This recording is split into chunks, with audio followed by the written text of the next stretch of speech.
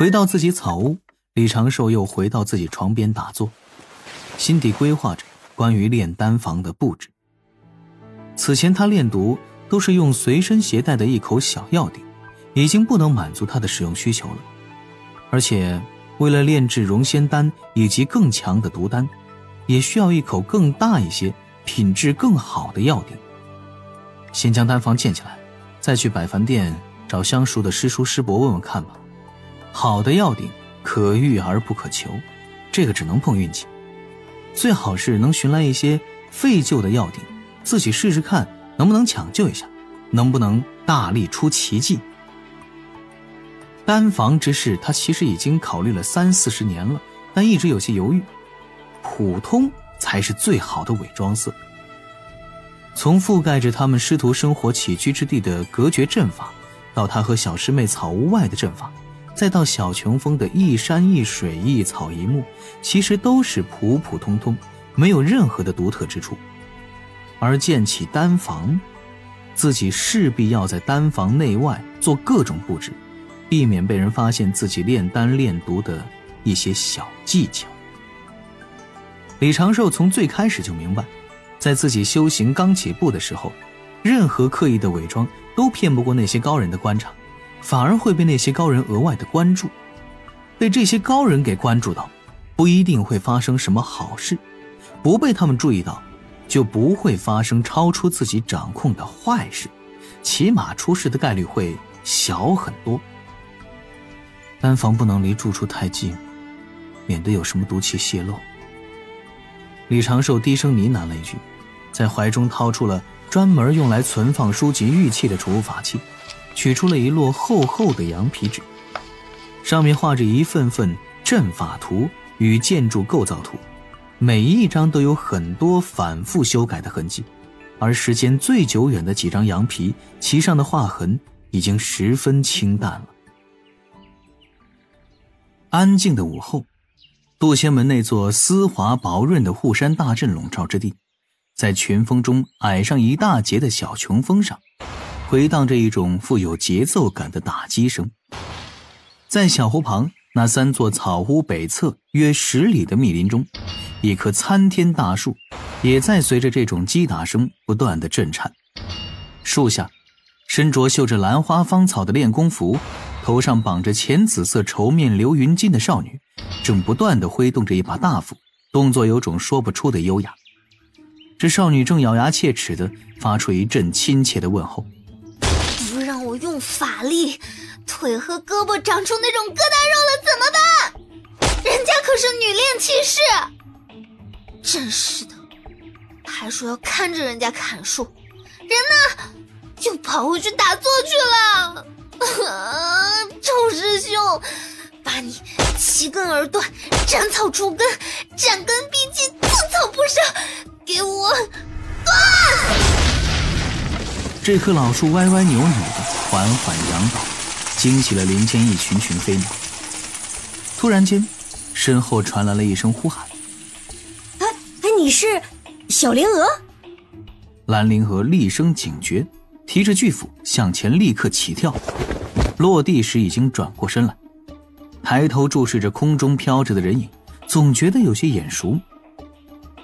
丈长的大葫芦，在葫芦上盘腿坐着的女仙人，有些脏兮兮的麻衣。哎呀，可恶，麻衣短衫竟然都快被撑开了。原来是99师叔。蓝灵娥连忙放下大斧，向前拱手作揖，心底回想着师兄定下的几套问候模板，从中选了一个最应景的。弟子灵娥拜见九师叔，弟子修为敌浅，未能及时迎接，还请师叔勿怪。没事没事，不用这么客气。99看着下面这礼数周全、说话好听的灵秀小师侄，也颇有好感。99收起大葫芦，从空中跳下来。你师兄在吗？我有事要寻他。师兄他应当是在修行，还请师叔去前面稍作等候，我去喊师父出关迎接。寒舍总有招待不周之处，望师叔见谅。哎，不用这么麻烦，我是专程过来找你师兄的。你师父成仙在即，让他多闭关，别去打扰了。九九摆摆手，扭头在各处扫量着。哎，小灵娥，你砍木头做什么？算是一种修行的方式，让师叔见笑了。兰灵娥的回答依然是滴水不漏，她心底却泛起了少许的疑惑。这位师叔找我师兄做什么？成仙后的炼气室寿元漫长，门内也是有许多隔代的道理。而眼前这位师叔，面容俏丽，曲线玲珑，虽有些不修边幅，但自身也是天生丽质，更加之资本雄厚。重点是，这位九九师叔跟师兄一同外出过，有问题。兰灵娥顿生警觉，心底念头轻轻一转，就想旁敲侧击地问出九九的来意。但他还没有来得及开口，不远处的地面出现了少许波痕。李长寿的身形慢慢钻出，对着九九拱手见礼。片刻之后，李长寿的草屋中，九九与李长寿在矮桌两侧盘腿而坐。他是来给李长寿送这次历练大会的奖励的，顺便还带来了江青山托付的谢礼。在矮桌上摆了2件储物法宝，李长寿也没有客气，收了下来。看到江师伯给的那只储物戒指中放着的几样法宝堆成小山状的宝材和灵石，心底略感欣慰。刚才探查小琼封地脉时，李长寿还在为各种建造大阵所需要的宝材发愁，这份谢礼一来，倒是解决了大半的问题。师叔怎么没一起去南州啊？九九长长叹了一口气，有气无力地趴在桌子上，双眼渐渐失去光亮。本来是想去跟着甩一圈，结果回山的时候被留下来问责到现在，刚从赏罚殿出来。现在我正发愁，几位长老竟然罚我戒酒3年还不如把我捆在引雷柱上劈3年。李长寿不由莞尔，这才注意到九九的那只小葫芦法宝已经不见了，应当是被门内的长老给收走了。恰逢灵娥端茶进屋，见这般情形，顿时抿了抿唇。此事这么随意，竟然跟我师兄相处得如此融洽，这位师叔果然有问题。兰灵娥奉茶完毕，将自己的蒲团抬到师兄身旁，而后一脸乖巧地跪坐下来，还故意用胳膊紧贴自家的师兄。九九见状一瞪眼，长寿，你的病？师妹与我接触是无碍的，大概是因为我和师妹朝夕相处的缘故，与师妹之外的女子接触，还是难免会出现抽搐的症状。兰灵娥一阵咳嗽，看她那略带痛苦的表情，绝对是忍笑太辛苦所致的。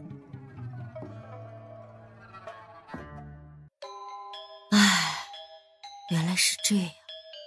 九九丝毫没有起疑，趴在那儿悠悠的一叹，双眼再次失去亮光，在那儿一阵无力轻吟。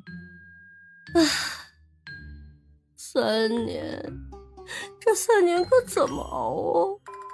没有酒怎么闭关，怎么修行，睡都睡不着，干什么都没有力气。哎呀，这个混账元清，好好的搞的什么事，自己搭进去就算了，害得本师叔还要受3年的罪。李长寿低眉思索，摸着下巴一阵沉吟。旁边的兰灵娥看到师兄这个表情，下意识地朝旁侧挪了挪，端正坐姿，目不斜视，完全不敢说话。他又偷偷地看了眼李长寿眉角落下的弧度，确定了这是师兄想要坑人的前兆。每当师兄露出这个表情，自己和师父总有一个要被安排。九师叔，不如咱们打个商量。什么商量？师叔不能沾酒这3年，若是无法修行，不如就帮弟子一同建一些阵法。作为回报，弟子会帮师叔您酿制3种已经绝迹的美酒，3年之后刚好给师叔您享用。而且这其中还有一种可以代替酒的饮品。绝迹的美酒代替酒的饮品？九九立刻打起精神，坐直身体。啥东西啊？哦，你莫不是想骗我给你做白工？先说好了，咱对阵法可是一窍不通。啊，师叔只需要用仙力帮忙稳固阵基，压制一下灵力动荡就好了。师叔是喜欢喝酒，还是喜欢品酒？是喜欢酒的味道，还是醉酒时的那般感觉？都有吧。我是3岁那年入山，刚好负责照料我的五师兄喜欢酿酒。有一次我被他误扔到酒坛中洗澡，然后就离不开这杯中之物了。非要说起来，酒的味道很重要，那种喝到舒服时轻飘飘的微醺感也很重要。师叔请看。李长寿指了指自己面前这杯茶，在袖中取出了一只小巧的玉壶，拔开壶塞，对着茶杯点出了一滴浅绿色的液体。刹那间，一抹微香四散飘逸，那杯茶水顿时化作了浅绿色。师叔尝尝看，看是否有那种微醺之感。九九轻轻眨眼，端着茶杯试探性地在鼻子前嗅了嗅，只是闻到了淡淡的清香，随后又低头小抿一口，顿时眼前一亮，抬手，这杯茶水被他一饮而尽。九九的那张俏脸上渐渐泛起了少许红晕，双眼开始变得迷离，咧嘴笑个不停。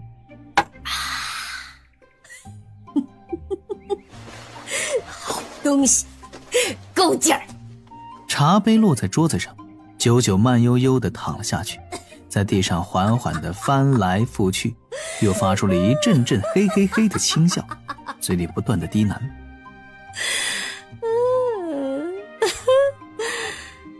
七师兄，你也不害羞，天天黏着六师姐，双修这么多年，还生不出小宝宝。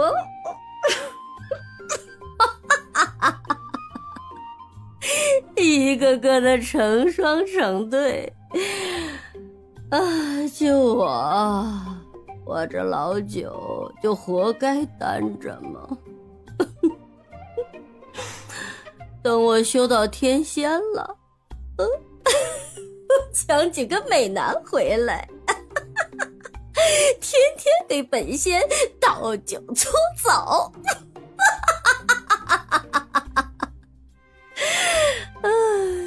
小长寿，你千万不要瞧不起你师父，你师父当年可厉害了。渐渐的，鼾声轻起，九九抱着蒲团躺在地上彻底睡了过去。师兄，这个是什么呀？神仙醉。李长寿传声回道，这既是一种迷药，又算是一种美酒，但自身并不带酒气，除了会让人醉场之外，没有任何其他的效果。本来是被我淘汰掉的东西，按照古籍记载，在上古时，许多喜好杯中之物的仙人会去尝试这种神仙酿，不过他们都是因为酒瘾太大，直接往嘴里灌。它本身就用的是类似于酿酒的手法炼制而成的，只不过酿酒大多用的是鲜果鲜酿，神仙醉的原料是32味药草。这东西够3种吗？李长寿笑着点点头，看着已经睡熟的九九，想着自己即将落成的丹房，传声回道，莫说3种，13种也能搞出来。如果真的能有真仙相助，很多之前不能实现的想法，现在就都有戏了。丹房落成之后，安全系数会更有保障。行吧。兰陵娥鼓了鼓嘴角，看着熟睡之后意外很惹人可爱的师叔大人，总有一种小小的危机感。于是2年后，李长寿的草屋木门被人一脚踹开，身着麻衣满脸着急的九九风风火火地冲了进来。快这个月的仙人醉和佳人媚。哎，人呢？不在。哎呀，怎么又去炼丹了？把你绑在药炉上算了。九九跺跺脚，嘴里低骂了2声，急匆匆地转身跳到空中，立刻就要冲向草屋后那茂密的丛林。但是他的身形突然停住，歪头盯着前面这座茂密幽深的树林，感受着其内缓缓流动的灵气，额头瞬间满是黑线。他心底浮现出了最近这半年自己被困在其中的10多次狼狈经历。如果不是早就知道前面有什么，他也看不出来此地有多达28处明阵，76处暗阵，且都是环环相扣的困阵和迷阵。生门在哪儿来着？这里真是我帮忙布置的？这边？好像不对，还是这边。哎呀，这阵法简直烦死人了！李长寿，你给我快点出来，不然我拆了你家山头！林中有一股微风吹过，各处树木轻轻摇晃，其内的灵气流动也变得轻快了许多。阵法已经解了，弟子正守着丹炉，不便外出迎接。李长寿的嗓音在风中飘来。九九眨了一下眼，小心翼翼地向前探了10多丈，发现自己还是安全的之后，这才气冲冲地径直飞向密林正中。